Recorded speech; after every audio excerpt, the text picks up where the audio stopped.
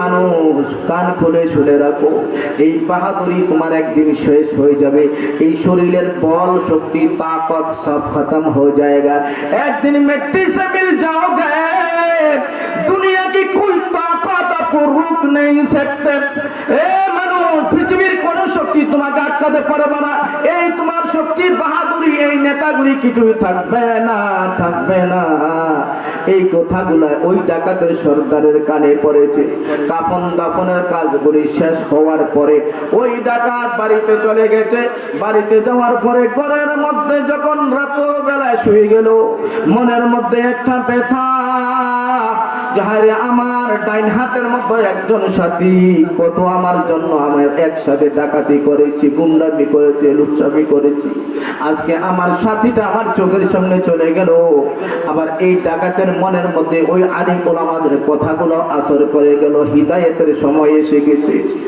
এইবার ওই ডাকাত মনে মনে কাঁদে কাঁদে যে আমার একজন সাথী দুনিয়া থেকে চলে গেছে। আরে আমি তো এমন গুনাহগার, পৃথিবীতে আমার মতো গুনাহগার আর কেউ নয়। এমন গুনাহ কোনো নাই পৃথিবীতে যেটা আমি করিনি। আমি জিনা করেছি, দর্শন করেছি, চুরি করেছি, ডাকাতি করেছি, রাহাজানি করেছি, মার্ডার করেছি, খুন করেছি। আমার জ্বালায় একার মানুষ পেরেশান আর পেরেশান। আমার তওবা কি কবুল হবে? আমাকে তো মরতে হবে, আমাকে তো কবরে যেতে হবে। এই কথাগুলা ভেবে ভেবে রাত্রটা কাটাইবার পরে তার একটা বন্ধুর কাছে যায়, বন্ধু রে, আমি তো এত বড় গুনাহগার, আমার সাথীটা মারা গেল, আমাকে তো মরতে হবে। হ্যাঁ, অবশ্যই মরতে হবে। বন্ধু, আমার গুনাহ কি মাফ হবে? কোন পাপ? এটা সম্ভব নয়।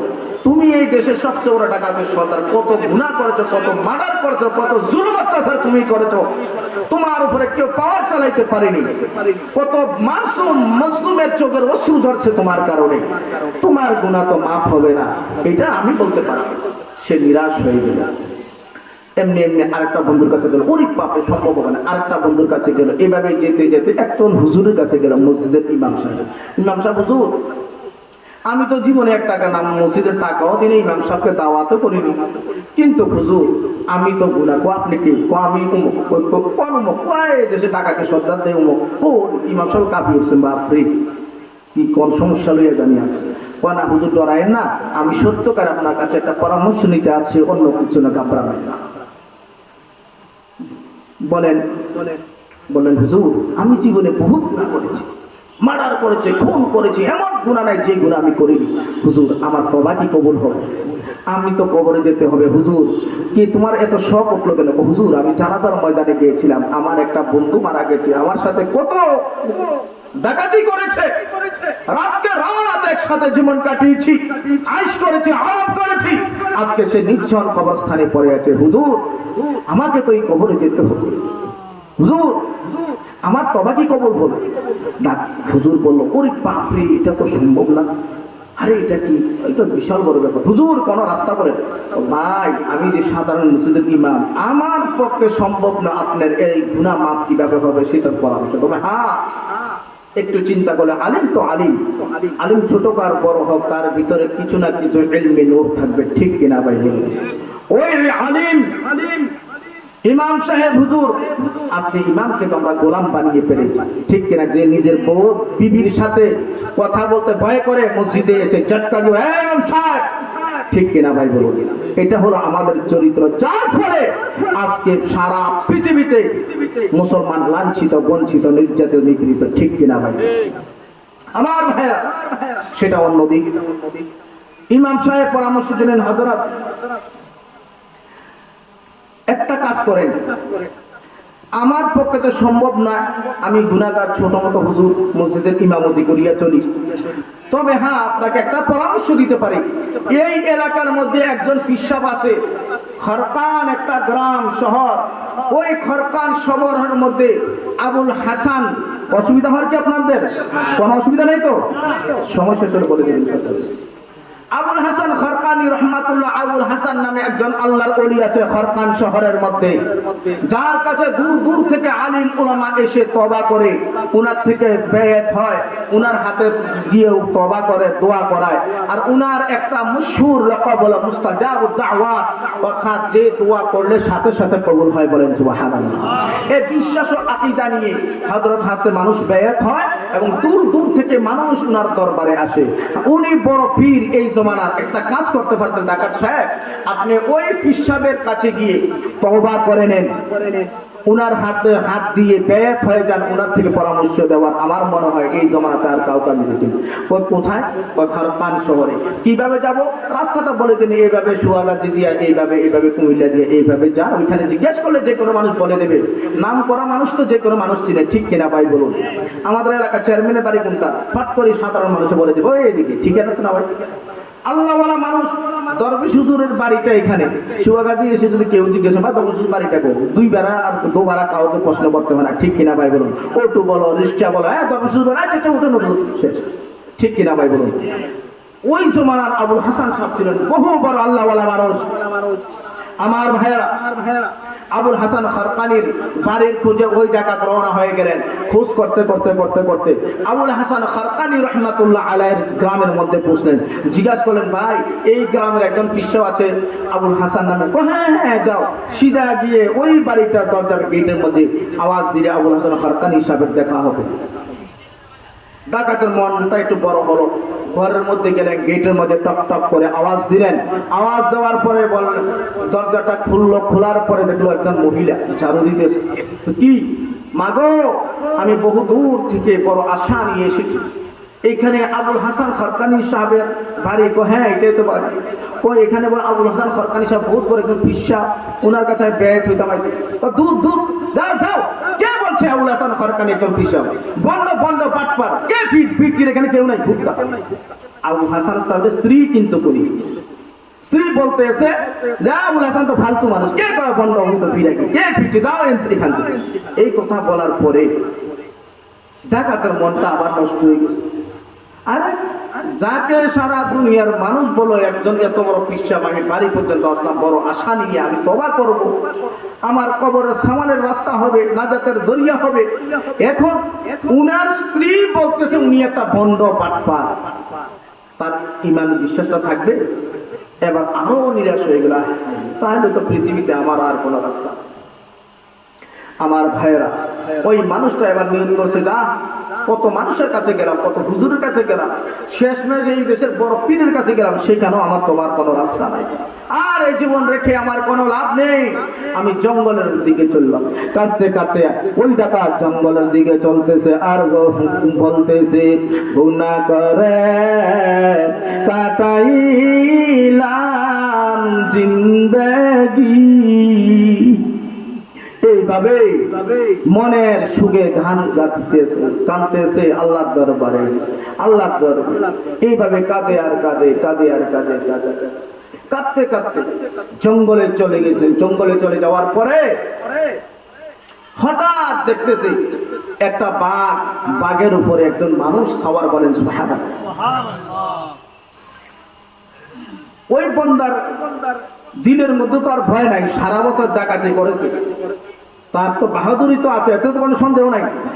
হযরত ওমর তার বাহাদুরি দেখে বিশ্বনবী দোয়া করেছেন, আল্লাহ ওমরকে ইসলাম কবুল করো, ঠিক কিনা ভাই? ইসলামের আগে তার বাহাদুরের রূপটা ছিল কুফরের পক্ষে, আর ইসলামের পরে তার বাহাদুরিটা হলো ইসলামের পক্ষে, ঠিক কিনা ভাই বলুন? বিদ্রোহী একটা জিনিস মানুষের থাকে, ঠিক কিনা ভাই বলুন? হযরত ওমর ইসলাম কবুল করার সাথে সাথে ঘোষণা দিলেন, হুজুর আজকে থেকে ইসলাম আর চুপি চুপি চলবে না, প্রকাশ্য ইসলামের দাওয়াত দেন। দুনিয়ার কোন শক্তি আমি ওমরের সামনে আসি, আমি আপনার সামনে তলোয়ার নিয়ে সর্বপ্রথম দাঁড়িয়ে আছি। বলেন সুবহানাল্লাহ। আমার ভাইয়েরা, ওই ডাকাত তো বাঘ দেখলে পালিয়ে যাওয়ার কথা, ওই ডাকাত পালায় না, না পালিয়ে দাঁড়িয়ে আছে। আস্তে আস্তে আস্তে আস্তে বাঘটা যখন আসলো, আমরা তো সবাই জানি দুনিয়ার মানুষ বাঘ দেখলে যদি শুনে এই গ্রামে বাঘ ঢুকেছে আমরা নিজেও পালিয়ে যাবো, ঠিক কিনা ভাই বলুন? কোথাও রওনা হয়েছে, একজন মানুষ বললো ভাই এখানে এই রাস্তার পাশে একটা ডাকাত একটা বাঘ আছে, আমরা ওই রাস্তা দিয়ে যাবো না, ঠিক কিনা ভাই? আর যেই জঙ্গলের মধ্যে কত ধরনের হিংস্র জানোয়ার, তার মধ্যে বাঘ সরাসরি চোখে দেখছে, কিন্তু তার ভয়ে সে দাঁড়িয়ে বলছে আমি গুনাহগার, আর এই জীবন রাখি লাভ নাই, জঙ্গলের বাঘে খেয়ে পড়ে। আসার পরে দেখা যায় ওই বাঘের উপরে একটা মানুষ, আমার ভাইরা, বাঘের উপরে একটা মানুষ সাওয়ার হয়ে আছে। ওই ডাকাতের মনে আশা জাগলো, হায় রে,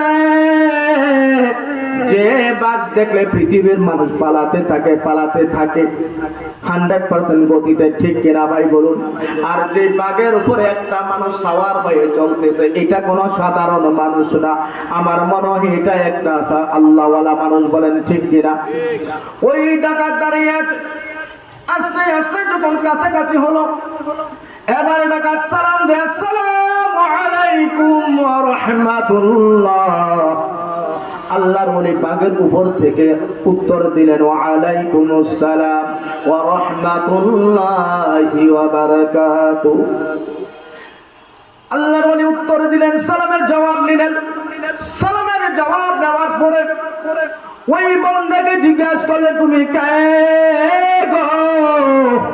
এই জঙ্গলে বাঘ আর আমি ছাড়া আর কেউ থাকে না, এই এলাকার কোন মানুষ, পৃথিবীর কোন মানুষ এই বাঘের ডরে, বাঘের ভয়ে, হিংস্র জানোয়ারের ভয়ে এই জঙ্গলে প্রবেশ করে না। তুমি কে গো? কি কারণে তুমি এখানে এসেছো? সেই পুরা বিবরণটা বলল, হযরত আমি এই এলাকার অমুক নামে যে ডাকাত। আর কি বলছো তুমি? ওই ডাকাত নেই? হ্যাঁ।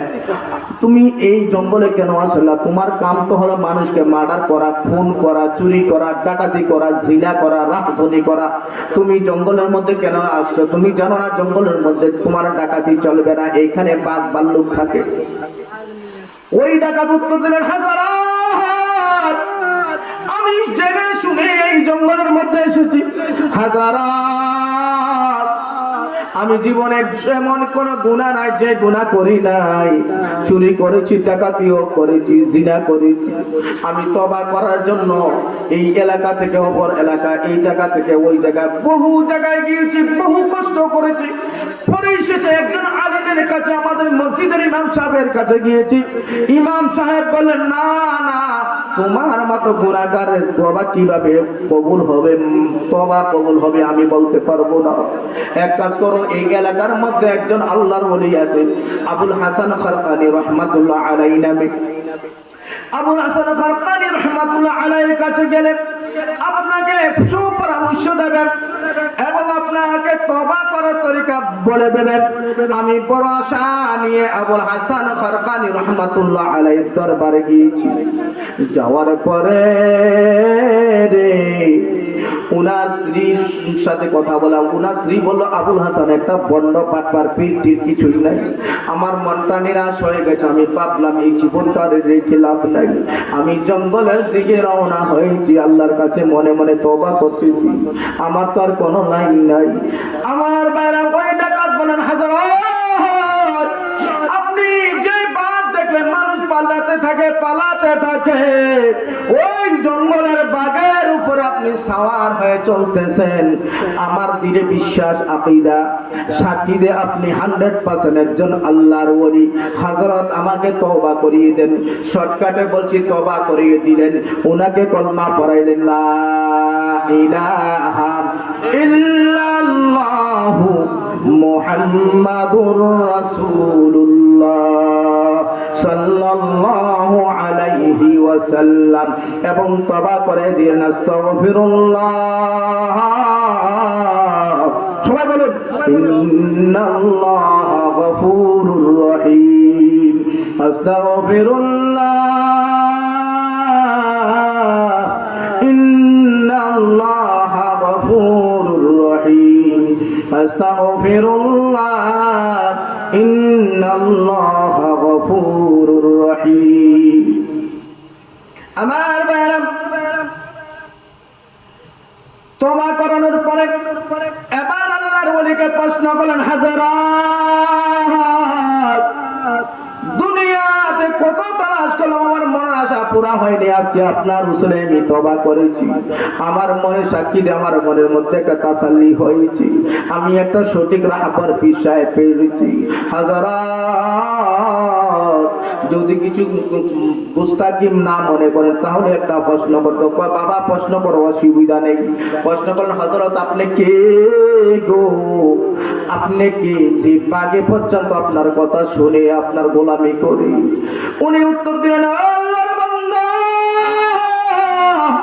যে মহিলা বলেছিল ওই আবুল হাসান একটা বাটপার, চিন্তার বন্ডার বন্ডার, ওই মহিলা যাকে বলেছিল বন্ড, ওই আবুল হাসান আমি গুনাহগার, আমি এসে আবুল হাসান, আমি ওই মহিলা ওই স্ত্রীর স্বামী। বলেন সুবহানাল্লাহ। ডাকাত এবার অবাক হয়ে গেল, কি মাজরা, যার স্ত্রী বলছে সে একটা বাটপার বন্ড, এখন যে বিশ্বাস জঙ্গলে বাঘের উপরে চলে সেই বলতেছে সে উনার স্ত্রীর ওই মহিলার স্বামী। এটা কি হবে? আমার ভাইরা, মহিলা কিন্তু এর মাঝখানে একটু কথা কাটি একটা কথা জিজ্ঞেস করি। আর আবুল হাসান সাহেবের স্ত্রী এত বড় বেয়াদব ছিল, একদিনের জন্য এক গ্লাস পানি পর্যন্ত আবুল হাসান সাহেবকে পান করায়নি, একদিনের জন্য একটা কাপড় ধুতে করেনি, একদিনের জন্য খিদমত করেনি, একদিনের জন্য তার সামনে কোনোদিন খাবার দেয়নি। আর তুই তে তে সারা গালি সারা কোনোদিন আল্লাহর ওলির সাথে কথা বলে। এত বড় বেয়াদব ছিল। সে বড় নিকৃষ্ট একটা ঘটনা বলছি। ওই মহিলা উঠানের মধ্যে একজন ঝাড়ু দিতেছে, হঠাৎ করে আকাশে দিকে উড়ে উড়ে একটা মানুষ দেখেছে। চেহারাটা যদিও দেখা যায় না, চেনা যায় না, উড়ে উড়ে যায়। মহিলাটা যখন হঠাৎ করে ঝাড়ু দিতে উপর দিকে দেখবে, দেখার পর দেখবে আরে একটা মানুষ উড়ে যেতেছে। মহিলার মনে করে আরে আমরা আবুল হাসান সাহেব, আমার স্বামীর কাছে মানুষ পাগল পাগল হুদ্দা আছে। আজকে দেখলাম হাকিকতে একজন পীর আল্লাহওয়ালা মানুষ, অলি, যে আকাশে দিতে উঠতে পারে। এটা না হলে আসল অলি, আমার স্বামী কি এর অলি বলি। আবুল হাসানটা দুপুর বেলা বাড়িতে আসলো। আসার পরে মহিলা তো ব্যক্তমিস, সে তো বদ ব্যবহার করবে। ওই মহিলা বলতে, ও তুমি আসছো বাড়িতে, যা যা যাও যা এসো গুরু পুত্র যাও, তুমি ওলি তো মাঝে পাগল পাগল মানুষ তোমাকে ওলি বলে। আজকে দেখছি হাকিকতে ওলি, যে আকাশে দিয়ে উড়ে উড়ে যাচ্ছে। আসলে ওই কেরামতিটা ছিল আবুল হাসান সাহেব, উনিও উড়ে উড়ে গেছে। আবুল হাসান সাহেবের মনের মধ্যে আবার একটা আশা থাকলো, আরে জীবনে তো আমার স্বামী আমার বিশ্বাস করে না, মানে না, খিদমত করে না, আজকে মনে হয় আমারে মানবো। স্ত্রী গো শোনো শোনো শোনো শোনো, কি হয়েছে? ও আকাশে দিয়ে আজকে একদম বিশ্বাস, হাকিকতে সে উড়ে উড়ে গেছে। স্ত্রী গো, এটা আমি আবুল হাসানের ছিলাম। এবার মহিলা কি উত্তর দেয়, ও আচ্ছা তুমি না ছিলা? হ্যাঁ। আবুল হাসান সাহেবের উদ্দেশ্য হলে এবার কথা আমার স্ত্রী খুশি, বাবারে মানতো। হ্যাঁ হ্যাঁ বুঝছি বুঝছি, এই কারণে তুমি টেড়া বেড়া উঠছো, বেকা সেকা হইয়া উঠছো, তুমি সিধা উঠতে পারো না, না বুঝছেন? তাহলে মহিলাটা কত বড় বেয়াদ। এরপরও মানে এবার আল্লাহর ওলি আবুল হাসান সাহেবকে ডাকাত প্রশ্ন করলেন, হযরত আপনি যে এত বড় পিসাব হয়েছেন, জঙ্গলের হিংস্র প্রাণী পর্যন্ত আপনার গোলামি করে, যে বাঘের নাম শুনলে কলিজা কেঁপে ওঠে, ওই বাঘের উপর আপনি সওয়ার হয়ে চলছেন, বাঘকে যেভাবে বলছেন সেভাবে চলছে। এই যে গুণ, এই যে মর্তবা বুলন্দি আপনি হাসিল করেছেন, এটা কিভাবে করলেন, কিভাবে সম্ভব হয়েছে? আমার ভাইরা, আমার ভাইরা, আবুল হাসান খারকানি রাহমাতুল্লাহ আলাইহি ওই ডাকাতকে উত্তর দিলেন, আরে আল্লাহর গোলাম, আমাকে যে আল্লাহ তাআলা এত বড় মর্তবা দান করেছে, তার অবদান হলো একমাত্র আমার স্ত্রী। বলেন সুবহানাল্লাহ। আবার প্রশ্ন করল, হযরত আপনার স্ত্রী তো আপনাকে মানেই না, বিশ্বাস করে না, গালাগালি করে, আপনার স্ত্রীর কি দোয়া করেছে, কি অবদান পেয়েছে আমার বুঝে আসে না, বুঝিয়ে দেন বুঝিয়ে দেন। আমার ভাইরা রে, ও যুবকেরা কান খুলে শুনে রাখো, ও পৃথিবীর স্বামীরা, পুরুষের জাতিরা কান খুলে শুনে রাখো, তারা মহিলার জাতি, মায়ের জাতি, তোমাদের স্ত্রী কোনোদিন খারাপ ব্যবহার করবে না, ভালো ব্যবহার করবে। খারাপ ব্যবহার করলেও তুমি ভালো ব্যবহার করবে। আমার ভাইরা রে, আবুল হাসান খারকানি রাহমাতুল্লাহ আলাইহি চোখের পানিগুলা জোর জোর করে জমিনে ছেড়ে দে, আর বলে, রে গোলাম, আমার কোনো আমল নাই, আমার কোনো নেক আমল নয়, শুধু আমার মহিলার অবদানের কারণে আল্লাহ তাআলা আমাকে এই মকাম দান করেছে। কারণ হলো আমার স্ত্রী জীবনে কোনোদিন একদিনের জন্য আমার খেদমত করেন। একটু জিকির করেন লা ইলাহা ইল্লাল্লাহ, লা ইলাহা ইল্লাল্লাহ, আরো জোরে মাশাআল্লাহ, লা ইলাহা ইল্লাল্লাহ, লা ইলাহা ইল্লাল্লাহ, লা ইলাহা ইল্লাল্লাহ, মাশাআল্লাহ, লা ইলাহা ইল্লাল্লাহ, নবী রাসূল গায়রুল্লাহ, ফকির দরবেশ গায়রুল্লাহ, নবী রাসূল গায়রুল্লাহ, ফকির দরবেশ গায়রুল্লাহ, মাজার বাজার গায়রুল্লাহ, দরগাহ দুর্গা গায়রুল্লাহ, দরগাহ দুর্গা গায়রুল্লাহ, শুধু স্রষ্টা এক আল্লাহ, বলো লা ইলাহা ইল্লাল্লাহ, লা ইলাহা ইল্লাল্লাহ, লা ইলাহা ইল্লাল্লাহ, লা ইলাহা ইল্লাল্লাহ, আর বলো মাশাআল্লাহ, লা ইলাহা ইল্লাল্লাহ, লা ইলাহা ইল্লাল্লাহ, লা ইলাহা ইল্লাল্লাহ, মুহাম্মাদুর রাসূলুল্লাহ সাল্লাল্লাহু আলাইহি ওয়াসাল্লাম। আমার ভাইরা আবুল হাসান ফারকানি রাহমাতুল্লাহ আলাইহি ওই ডাকাতকে উত্তর দিলেন, রে আল্লাহর গোলাম, আজকে যে জঙ্গলের বাঘও আমার খিদমতে রাজি থাকে, হাজির থাকে, তার এই মর্তবা দিয়েছে আমার আল্লাহ একমাত্র আমার স্ত্রীর কারণে। আমার স্ত্রীর কারণে আবুল হাসান ফারকানি রাহমাতুল্লাহ আলাইহি কেঁদে কেঁদে উত্তর দিলেন, ও আল্লাহর গোলাম, আমার স্ত্রী এত বড় বেয়াদব, একদিনের জন্য আমার খেদমত করেনি, আমাকে এক গ্লাস পানিও দেয়নি, তুই তাই সারা তুমি সারা আমার সাথে কোনোদিনই ব্যবহার করিনি। আমার ভাইয়েরা রে, ও পৃথিবীর পুরুষ জাতিরা, কান খুলে শুনে রাখো। আবুল হাসান ফারকানি রাহমাতুল্লাহ আলাইহি ইরশাদ করেন, আমার স্ত্রী আমার সাথে এমন বেয়াদবি করেছে, এমন বদতমিজি করেছে, ইসলামী শরীয়ত মোতাবেক যদি আমি তাকে তালাক দিই, তালাকের পারমিশন ছিল, কোনো অসুবিধা ছিল, গুনার কোনো কারণ ছিল না, আমি সুন্দরভাবে তালাক দিয়ে একটা বিবাহ করতে পারতাম, কিন্তু আমি তাকে তালাক দিইনি।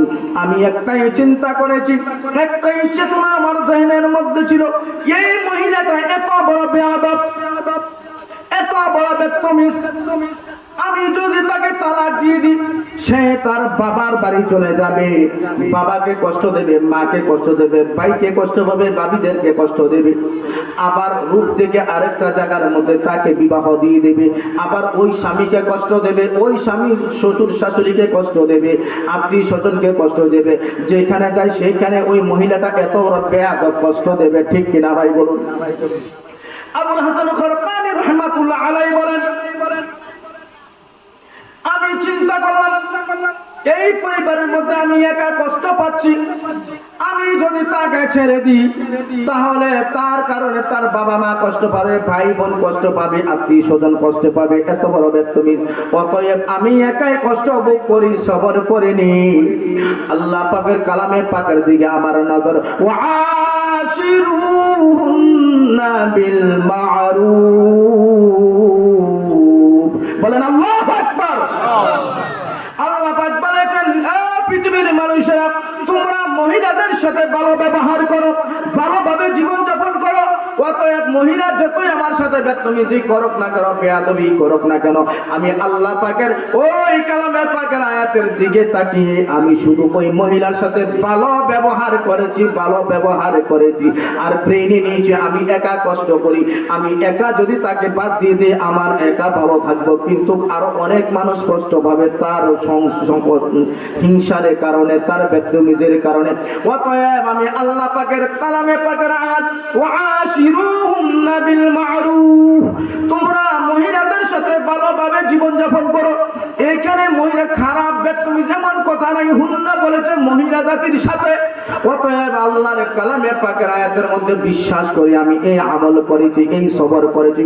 আল্লাহ সুবহানাহু তাআলা এই সবরের কারণে, ওই মহিলাদের সাথে ভালো ব্যবহারের কারণে আল্লাহ পাক আমাদেরকে বিলায়াতের আমাকে এত বড় মর্তবা দিয়েছে, বলেন সুবহানাল্লাহ। অতএব আমার ভাইরা, মহিলাদের সাথে যদি ভালো ব্যবহার করি আমাদের কোনো লস আছে ভাই বলুন? কেউ যদি ব্যক্তিবিজ হয় এরপরও যদি ভালো ব্যবহার করি, এই ঘটনা দিয়ে বুঝতে পারছেন তো, তারপরও আমাদের জন্য ভালো, ঠিক কিনা ভাই বলুন? আর হাদিসে পাকের মধ্যে আছে আলমারআতু কাহুসনিস শাজারা, মহিলাটা হলো একটা গাছের বেঁকা ডালের মতো। ঠিক গাছের একটা বেঁকা ডালকে যদি ডাইরেক্ট ঠিক করতে চান, সেটা ভেঙে যাবে, ঠিক হবে না, সিধা হবে না, ঠিক কিনা ভাই বলুন? ঠিক মহিলাদের ব্যাপারে আল্লাহ রাসূল বলেছেন তারা বেঁকা গাছের বেঁকা ঢালের মতো। তাদেরকে ডাইরেক্ট শক্ত সিধা করতে চাইলে পারবে না, আরো বিগড়িয়ে যাবে। অতএব তাদেরকে কোরআন হাদিসের বড়াই দেখাইয়ে, বুঝিয়ে সুজিয়ে আস্তে আস্তে কোরআন হাদিসের মাধ্যমে তাদেরকে ঠিক করার চেষ্টা করুন, ইনশাআল্লাহ ঠিক হবে। আর ডাইরেক্ট ঠিক করতে চাইলে ঠিক করতে পারবেন না, ঠিক কিনা ভাই? অতএব আমার ভাইয়েরা, পুরুষ জাতি যারা আমরা আছি, ইনশাআল্লাহ আমরা আমাদের মা বোনদের সাথে, আমাদের স্ত্রীদের সাথে এইভাবে ব্যবহার করবো, ঠিক কিনা ভাই বলুন? বাজারে কোনো কিছু গন্ডগোল হয়েছে, কোথাও কোনো কিছু গন্ডগোল হয়েছে, বাড়িতে এসে লাগবে না, কুকুরে কামড় দিছে, ঠিক কিনা ভাই বলুন? বাজারে পারে না গোলামের ভোলার লগে, আর বাড়িতে ফাট করে মহিলার লগে লাগে। আছে না এমন ভাই? আছে না এমন? এই কাজটা করবেন না, এটা ঠিক নয়, এটা ঠিক নয়। এই কাজটা করলে আপনারই ক্ষতি হবে, আপনারই লস হবে। এমনি ভাবে আমার ভাইয়েরা, মহিলা জাতিদেরকে বলবো, মা গো, এই পৃথিবীতে কোরআনে পাকের সরি একটা আয়াত দিয়ে প্রকাশ্য পুরুষ জাতিকে হুকুম করেছে, এ মহিলা জাতিদের সাথে তোমরা ভালো জীবন যাপন করো। প্রকাশ্য এইভাবে ওয়াশিরুহুম, পুরুষের সাথে ডাইরেক্ট জীবন যাপন করো, এমন কোন আয়াত ডাইরেক্ট সরাসরি আল্লাহ সুপারিশ করে। কত বড় আপনাদের মর্তবা আমার মা বোনেরা! আপনাদের কোনো হাইসিয়ত ছিল না, ইজ্জত ছিল না। এমনও ধর্ম, এমনও জমানা ছিল, স্বামী যদি মারা যায়, স্ত্রীর আগে ওই স্ত্রীকে পর্যন্ত জ্বলন্ত আগুনের মধ্যে তাদেরকে স্বামীর সাথে জ্বালিয়ে দেওয়া হতো, ঠিক কিনা ভাই বলুন? ঔরঙ্গজেব আলমগীর রহমাতুল্লাহ আলাই, যিনি এই মহাদেশের ভারত, বাংলা, পাকিস্তান, নেপাল, ভুটান, মায়ানমার, শ্রীলঙ্কা সবটা মিলিয়ে একটা দেশ ছিল, ঠিক কিনা ভাই বলুন?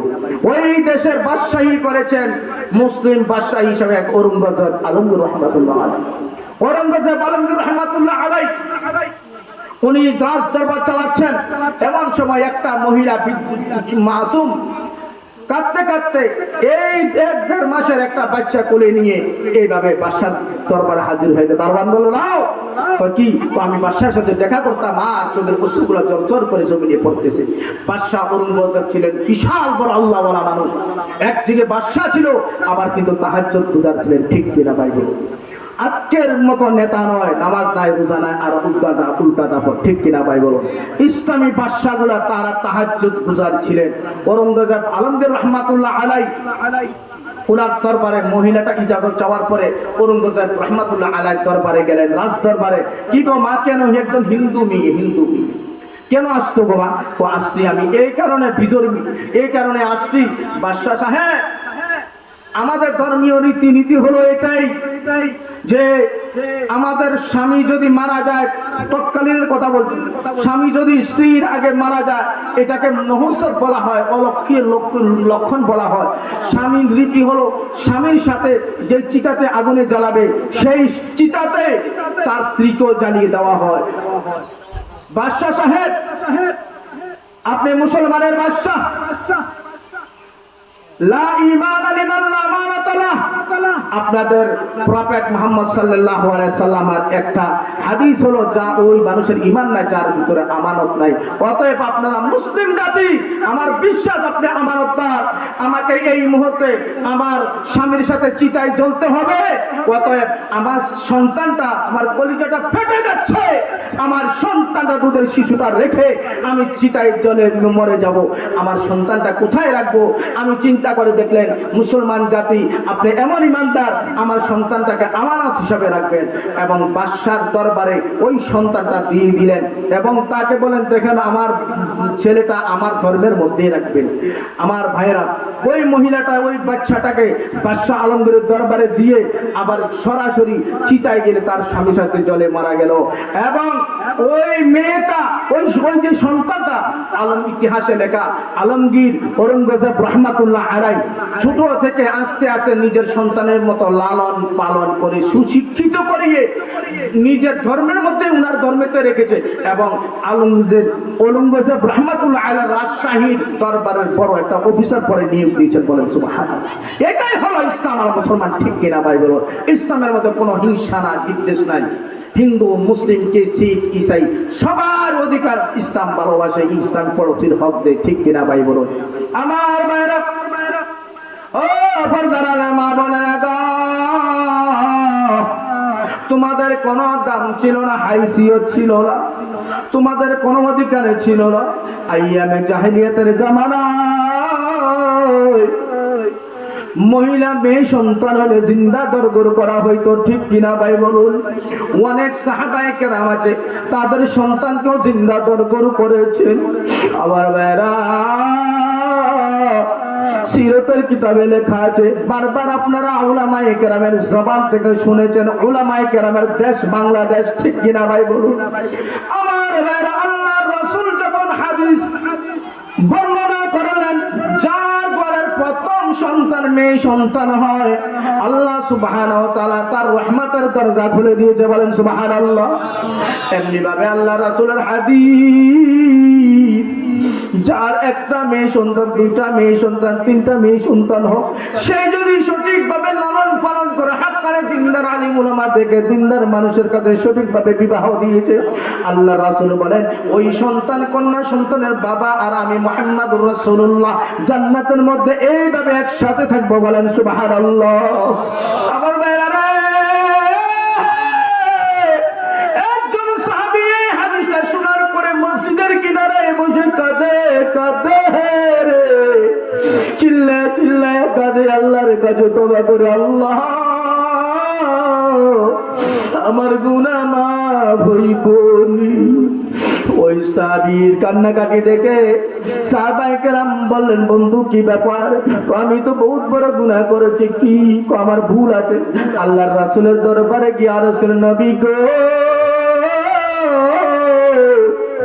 আমি বহু বড় গুনাহ করেছি, হাদিসের হকদার আমি কি হব? আমি গুনাহ মাফ, আমি কি গুনাহ মাফ হবে আমার? আমার বেলারে ওই সাহাবী কেঁদে কেঁদে আরজ করলেন, নবী গো, হে রাসূলুল্লাহ, আমি ইসলাম কবুল করার আগে আমার সন্তান, আমার স্ত্রীর পেটের মধ্যে সন্তান ছিল। আমি বিদেশের বাড়িতে গেলাম, সিরিয়াতে গেলাম ব্যবসা বাণিজ্যের জন্য। আমি বলে গিয়েছি যদি মেয়ে সন্তানে জিন্দা দরগর করে ফেলবে, মেরে ফেলবে, আর ছেলে হইলে তাকে রেখে দেবে। আমি ব্যবসা বাণিজ্যের জন্য চলে গেলাম। এদিকে আমার সন্তানে ভূমিষ্ঠ হলো। ভূমিষ্ঠ হওয়ার পরে যখন কন্যা সন্তান হইল, মা তো মা, আপনারা জানেন এত সুন্দর মেয়েটা হয়েছে, চাঁদের মতো চকচকে সুন্দর। ওই মায়ের মনে আইলো, হায় রে, আমার স্বামী তো হুকুম দিয়েছে মেয়ে সন্তান হলে মেরে ফেলার জন্য, কিন্তু মেয়েটা এত সুন্দর, মায়ের মনে মানে না। মা ভাবছে স্বামী তো অনেক পরে আসবে, অনেক দিন পরে আসবে, কিছুদিন রাখি মেয়েটা দেখি, চেষ্টা করি। মেয়েটাকে আসতে পারতে লালন পালন শুরু করেছে, আর আদর ঢেলেছে, পাশের বাড়িতে গেলে গিয়ে থাকে, খেলে।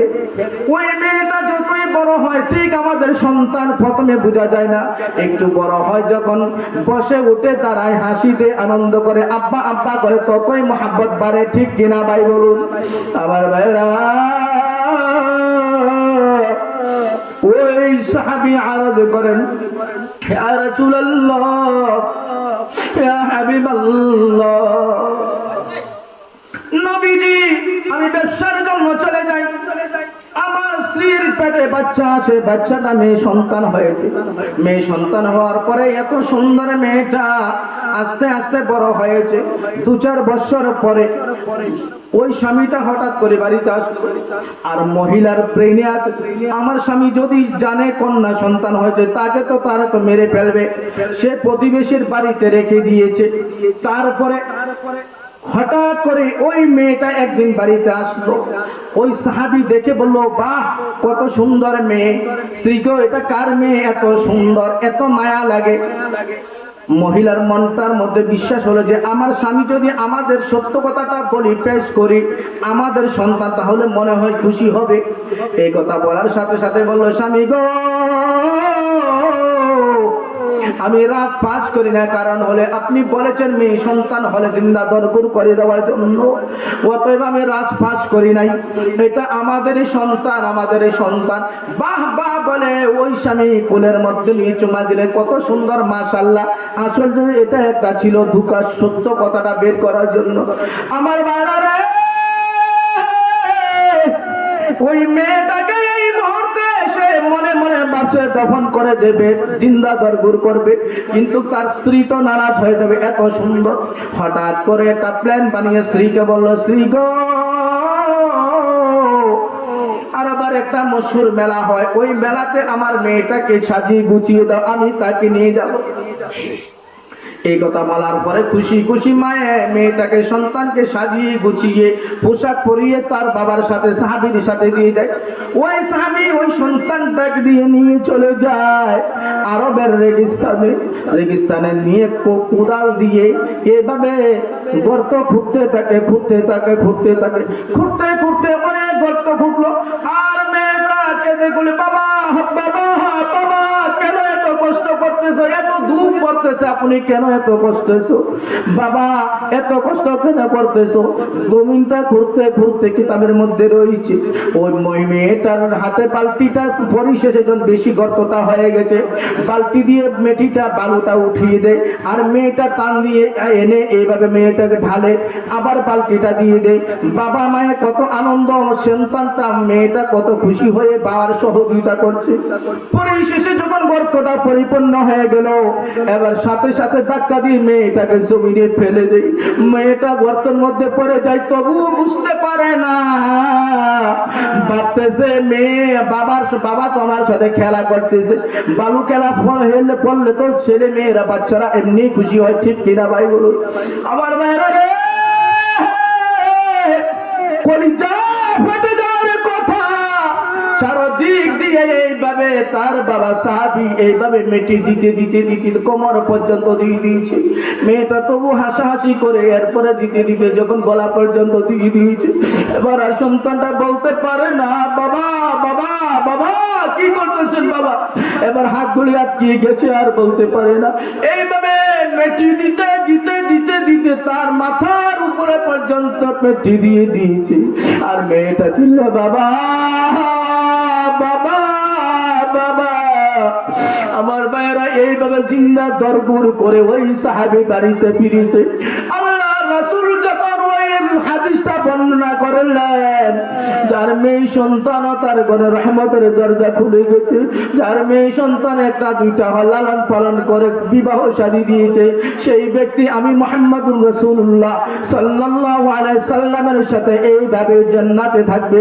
এই হাদিস শোনার পরে তার ওই পুরাতন কথা মনে পড়ে গেছে। এই কারণে সে মসজিদে বসে চিল্লায়া চিল্লায়া কাঁদে আর তওবা করে। অতএব আমার মায়েরা গো, এমন রাসূল তোমাদেরকে ইজ্জত দিয়েছি, এমন রাসূলের বিধান ছেড়ো না, সুন্নাত ছেড়ো না, রাসূলের পর্দা ছেড়ো না, নামাজ ছেড়ো না, বেনামাজি হইও না, পর্দা করে চলো গো মা। এমন নবীর মনে আঘাত দিও না গো মা। বিশ্ব নবী ইরশাদ করেন গো মা, ইন্নাল জান্নাতা তাহতা আকদামিল উম্মাহাত। পৃথিবীর পুরুষেরা, পৃথিবীর সন্তানেরা গো, কান খুলে শুনে রাখো, তোমাদের জান্নাত হলো তোমাদের মায়ের পদতলে। বলেন সুবহানাল্লাহ। এই হাদিস দিয়ে মাগো মা, পৃথিবীর সব মানুষকে, পুরুষকে, সন্তানদেরকে তোমাদের গোলাম বানিয়ে দিয়েছে, গোলাম বানিয়ে দিয়েছে। তুমি কত বড় আলিম হও, পীর সাহেব হও, ওয়ালি হও, পীর হও, কিন্তু মায়ের জাতির সাথে, মাদের সাথে যদি ভালো ব্যবহার না করে, আল্লাহর রাসূল বলেছেন তোমাদের কামিয়াবি, তোমাদের জান্নাত হলো মায়ের পদতলে। ঠিক কিনা ভাই বলুন?